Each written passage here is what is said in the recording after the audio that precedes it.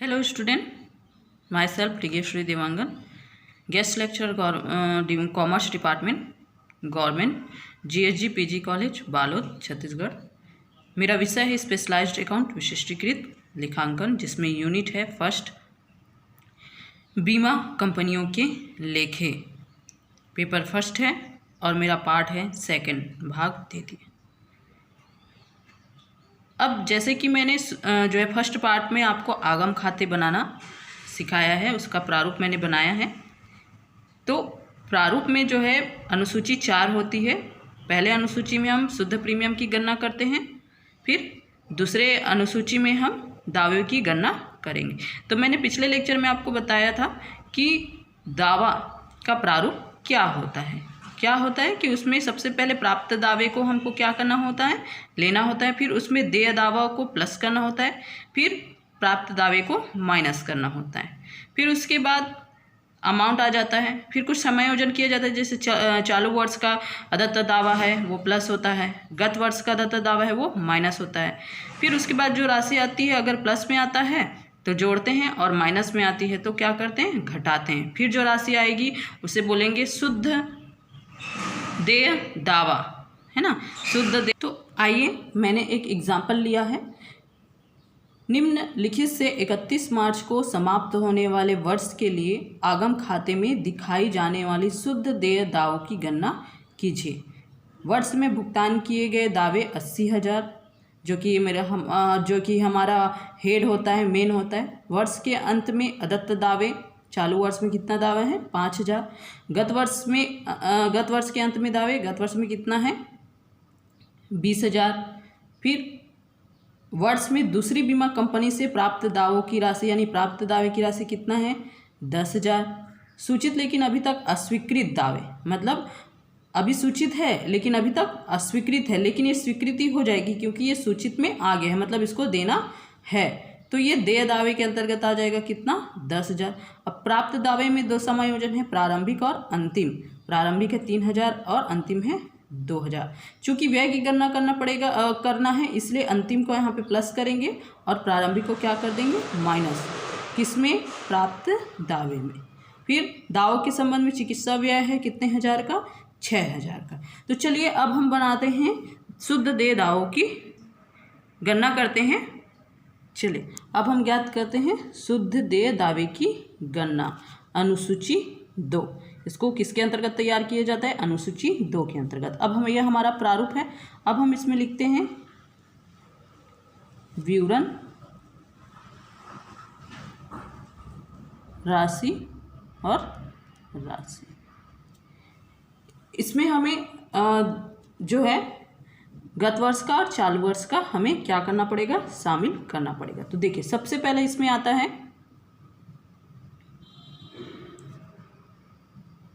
सबसे पहले इसमें आएगा भुगतान किए गए दावे। जैसे आपके क्वेश्चन में है वर्ष में भुगतान किए गए दावे, वर्ष में भुगतान किए गए दावे कितने हज़ार का है, 80। तो यहाँ पे लिख देंगे हम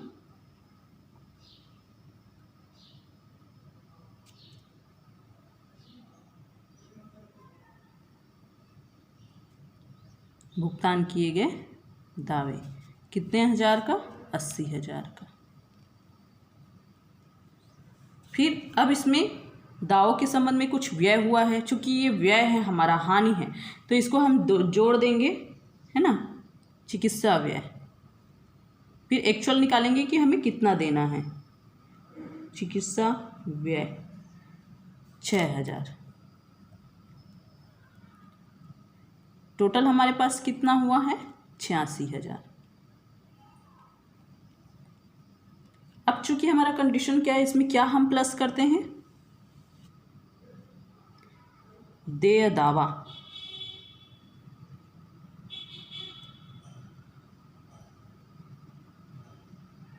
अब देखिए इस क्वेश्चन में देय दावा सूचित लेकिन अभी तक अस्वीकृत, कहने का मतलब सूचित हो गया है लेकिन अभी तक अस्वीकृत नहीं हुआ, लेकिन इसको देना है कितने हज़ार का, 10,000 का। ठीक है, 10,000। अब इसमें जो है जोड़ देंगे,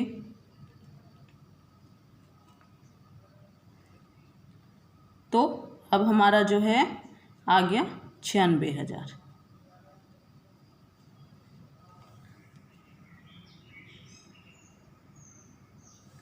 अब उसके बाद इसमें क्या माइनस करते हैं, प्राप्त दावा।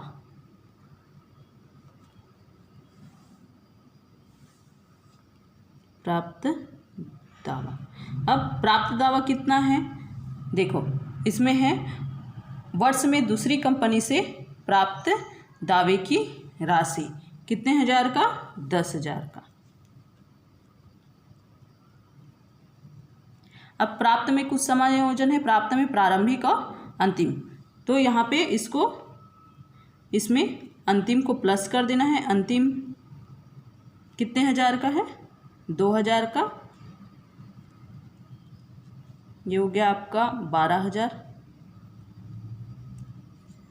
फिर प्रारंभिक को माइनस कर देना है, कितना हजार है प्रारंभिक, 3,000, ठीक है। फिर 12 में 3,000 घटाएंगे तो कितना बचेगा, 9,000, तो 9,000 जो है इसमें माइनस हो जाएगा।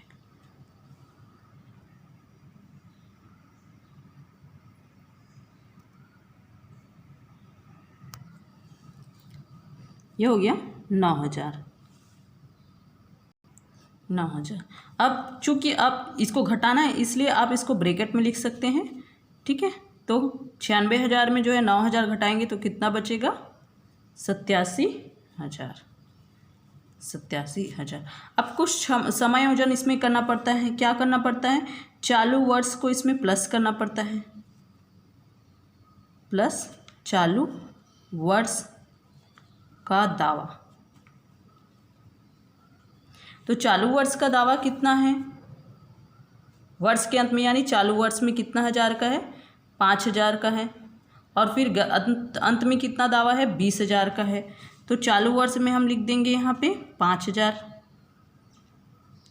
और माइनस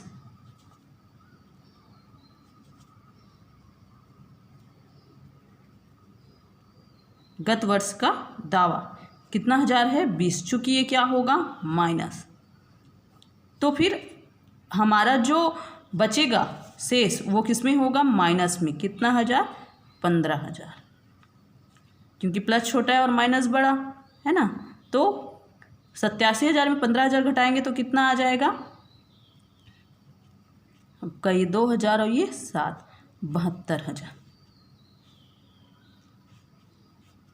कितना आ जाएगा, 72,000।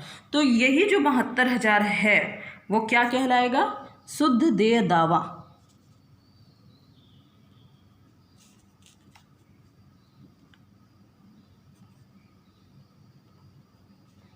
क्या कहलाएगा, शुद्ध देय दावा। कितने हजार जो है शुद्ध आगम खाते में हम जो है हस्तांतरित करेंगे, 72,000। तो ऐसे ही आपको पहले कैलकुलेशन करना पड़ेगा, शुद्ध देय दावे की गणना करनी पड़ेगी, तो जो राशि आएगी उसको आपको आगम खाते में ले जाना पड़ेगा। अब हम डिस्कशन करेंगे अनुसूची 3 के अंतर्गत कमीशन। अब कमीशन यानी शुद्ध कमीशन, चूंकि बीमा कार्य करने के लिए क्या नियुक्त किया जाता है, एजेंट। और जब हम एजेंट नियुक्त करते हैं तो उसको उसके बदले क्या दिया जाता है, कमीशन। उसके कार्य के बदले क्या दिया जाता है, कमीशन। तो यहाँ पे हमारे अनुसूची 3 में है कमीशन, शुद्ध कमीशन। अब देखते हैं कमीशन जो है किसको जोड़ना है और किसको घटाना है ताकि हमें शुद्ध कमीशन प्राप्त हो सके। तो देखिए इसमें सबसे पहले प्रत्यक्ष व्यवसाय पर कमीशन। कंपनी अपने प्रत्यक्ष व्यवसाय प्राप्ति के लिए एजेंटों को जो कमीशन देती है उसे प्रत्यक्ष व्यवसाय पर कमीशन कहा जाता है। फिर दूसरा है स्वीकृत पुनर्बीमा पर कमीशन। जब कंपनी अन्य बीमा कंपनियों से पुनर्बीमा व्यवसाय प्राप्त करती है तो उसे उस कंपनी को कमीशन का भुगतान करना होता है, जो स्वीकृत पुनर्बीमा पर कमीशन कहलाता है। फिर तीसरा है अर्पित पुनर्बीमा पर कमीशन। जब कंपनी अपने प्रत्यक्ष व्यवसाय के कुछ भाग का पुनर्बीमा अन्य कंपनियों से कराती है तो उन कंपनियों से क्या प्राप्त करती है, कमीशन प्राप्त करती है। तो वो क्या होता है, ये प्राप्त जो भुगतान करेंगे वो कमीशन, फिर प्रत्यक्ष व्यवसाय का कमीशन जोड़ देंगे, स्वीकृत का जोड़ देंगे, फिर ये अर्पित, चूंकि कंपनी को ये प्राप्त हो रहा है तो इसको क्या कर देंगे, माइनस कर देंगे। तो हमारे पास क्या निकल जाएगा, शुद्ध कमीशन। कहने का तात्पर्य यह है कि इसमें कमीशन क्या करना पड़ता है, व्यवसाय को, बीमा व्यवसाय को देना पड़ता है। प्रत्यक्ष व्यवसाय करती है, एजेंट नियुक्त करती है और क्या देती है, कमीशन देती है। फिर स्वीकृत पुनर्बीमा पर कमीशन, यदि जो है वो क्या करती है, अन्य बीमा कंपनियों से जो है पुनर्बीमा का व्यवसाय प्राप्त करती है। फिर उसके जो है कंपनी को क्या भुगतान करती है, वो कमीशन। तो ये दोनों जो है भुगतान हो गया। अब अर्पित पुनर्बीमा पर कमीशन का आशय यह है कि जो व्यवसाय है वो पुनर्बीमा क्या करती है, अन्य कंपनियों से कराती है। जो अन्य बीमा कंपनी है उसको पुनर्बीमा करने के लिए देती है, तो उस कंपनियों को जो है क्या देना पड़ता है, कमीशन देना पड़ता है। मतलब कमीशन प्राप्त होता है ना। मतलब ये है कि इन दोनों में देना पड़ता है और उनको प्राप्त होता है। तो पुनर्बीमा करती है ना, और जो है उससे दूसरे जो कंपनी है जो पुनर्बीमा करने के लिए देती है उससे जो है क्या प्राप्त करती है, कमीशन प्राप्त करती है। तो इन दोनों पॉइंट को हम जोड़ देंगे और सी को माइनस कर देंगे तो हमें क्या प्राप्त हो जाएगा, शुद्ध कमीशन प्राप्त हो जाएगी। आइए गणना करते हैं। अब हम अनुसूची 3 के अंतर्गत कमीशन की गणना का प्रारूप तैयार करते हैं। तो सबसे पहले है इसमें विवरण, फिर राशि और राशि। चूँकि इसमें चालू वर्ष और गत वर्ष की जो है अमाउंट को शामिल करेंगे। तो इसमें सबसे पहला है कमीशन भुगतान, कमीशन भुगतान, ठीक है।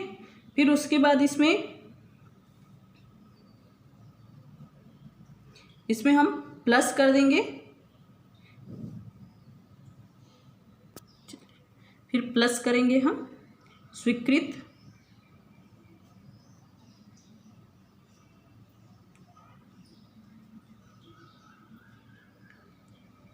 पुनर्बीमा पर कमीशन,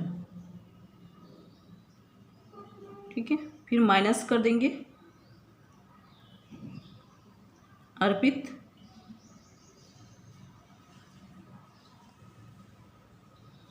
पुनर्बीमा पर कमीशन,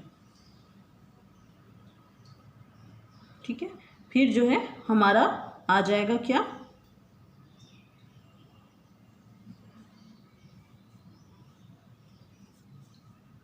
ये हमारा आ जाएगा शुद्ध कमीशन,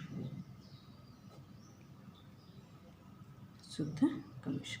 यानी जो प्रत्यक्ष व्यवसाय पर जो कमीशन होगा उसको लिखेंगे, फिर उसमें प्लस करेंगे स्वीकृत पुनर्बीमा, स्वीकृत पुनर्बीमा पर कमीशन को प्लस करेंगे, फिर अर्पित पुनर्बीमा पर कमीशन को क्या करेंगे, माइनस करेंगे। अर्थात ये है कि ये भुगतान करते हैं स्वीकृत पुनर्बीमा यानी किसी दूसरे कंपनी से जो है दूसरे कंपनी से क्या करता है, पुनर्बीमा व्यवसाय प्राप्त करती है। फिर जो है उस कंपनी को जो है कमीशन का भुगतान करना पड़ता है ना। फिर अर्पित जो पुनर्बीमा है वो क्या करता है, कुछ भाग का पुनर्बीमा अन्य कंपनी से कराती है, फिर उस कंपनियों से क्या प्राप्त करती है, कमीशन प्राप्त करती है। तो इसमें जो है कमीशन जो भुगतान करती है उसको प्लस करेंगे और जो कमीशन प्राप्त करती है उसको माइनस करेंगे, तो हमारा क्या आ जाता है इसमें, शुद्ध कमीशन। तो आइए एक एग्जाम्पल के माध्यम से समझते हैं। अब आइए हम एक एग्जाम्पल लेते हैं। निम्न से अनुसूची 3 के अंतर्गत शुद्ध कंपनी की गणना कीजिए। अगर आपको ये बोल दिया जाए कि निम्न से अनुसूची 3 की गणना कीजिए तो आपको ध्यान में रखना है कि अनुसूची 3 में क्या आता है, कमीशन। वैसे ही आपको बोल दिया जाए कि अनुसूची 1 की गणना कीजिए तो अनुसूची 1 में क्या आता है, शुद्ध प्राप्त प्रीमियम। अनुसूची 2 में क्या आता है दावा, शुद्ध देय दावा। अनुसूची 3 में क्या आता है, कमीशन। तो आपको सीधा लिख सकता है कि निम्न से अनुसूची 3 की गणना कीजिए। तो ये हमारे पास है कमीशन ज्ञात करने का, प्रत्यक्ष व्यवसाय पर कमीशन, फिर अर्पित पुनर्बीमा पर कमीशन, फिर स्वीकृत पुनर्बीमा पर कमीशन। इस तरीके से आपका क्वेश्चन है ना। जब हम आगम खाता के लिए बड़ा क्वेश्चन देखेंगे तो ये आपका छोटा जो है छोटा छोटा एक ही क्वेश्चन में सारा चीज़ आ जाएगा। अब देखिए, अब चलिए अब इससे हम शुद्ध कमीशन की गणना करते हैं। तो सबसे पहले हम ले लेते हैं विवरण। ध्यान रखिएगा अनुसूची 3 के अंतर्गत बन रही है, यहाँ पे आप शो कर सकते हो अनुसूची 3 विवरण राशि ठीक है। तो सबसे पहले हमको क्या लेना पड़ेगा, जो हमने कमीशन भुगतान किया है,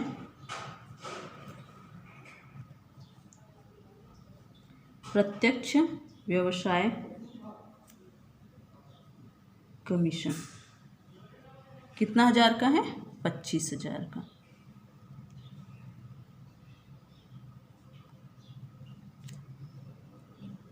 फिर उसके बाद प्लस करते हैं स्वीकृत पुनर्बीमा पर कमीशन,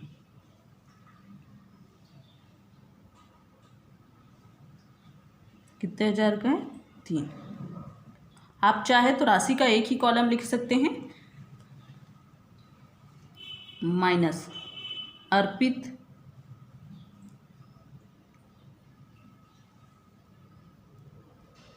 पुनर्बीमा पर कमीशन।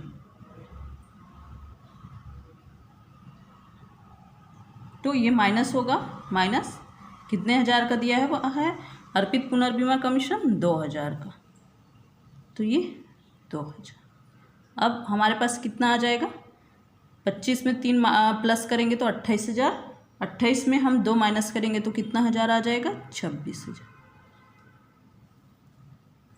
तो ये जो है ये हमारा क्या कहलाएगा, शुद्ध कमीशन। तो ये आगम खाते के किस में, अनुसूची 4 में जाएगी, कितने हजार, 26,000। अब जो है आगे थोड़ा सा डिस्क्राइब करते हैं कि फॉर्मेट में फिर शेड्यूल 4 में क्या जाता है, बीमा व्यवसाय का परिचालन संबंधी व्यय। जैसे बीमा से कुछ व्यय हो गया, जैसे लीगल कानूनी व्यय है ना, और किसी भी प्रकार का व्यय हो गया, बिजली व्यय हो गया, तो वो किस में जाएगा, बीमा संबंधी परिचालन व्यय, ये अनुसूची 4 में आएगी। फिर उसके बाद हम टोटल कर देंगे तो क्या आएगा, टोटल बी आएगा।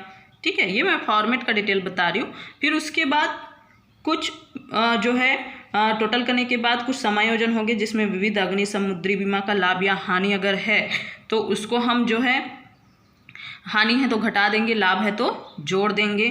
फिर हमारा जो है टोटल सी आएगा, तो टोटल सी में अगर हमारे पास समायोजन और नहीं है तो टोटल सी ज्ञात करने के लिए ए माइनस बी कर देंगे, फिर हमारा क्या ज्ञात होगा, टोटल सी। तो इस तरीके से जो है हमारा आगम खाता का जो प्रारूप है वो पूरा हो जाता है। तो आपको ध्यान में रखना है कि इसमें 3 चीज़ें हैं जिसका अलग से प्रारूप बनाकर आपको ज्ञात करना है। सबसे पहला शेड्यूल 1, जिसमें शुद्ध प्रीमियम की आपको गणना करना है अलग से प्रारूप बना के।